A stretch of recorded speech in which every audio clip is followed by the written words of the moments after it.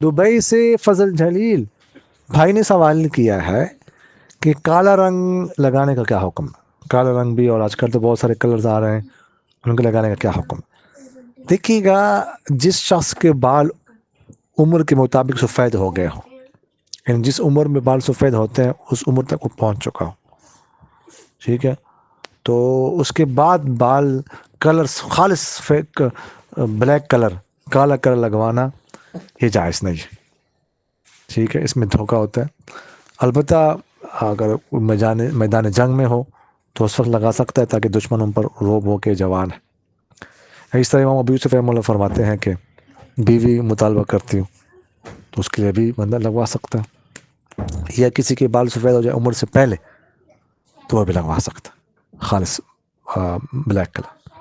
اس کے علاوہ black colour لگوانا جائز نہیں۔ آپ صلی اللہ علیہ وسلم نے فرمایا کہ تم کلر لگاؤ، خضاب لگاؤ، پیلا وغیرہ اور براؤن وغیرہ جتنی میں وہ لگا سکتے ہیں، لیکن وجتنبوا السواد، بلیک کلر سے تم بچو۔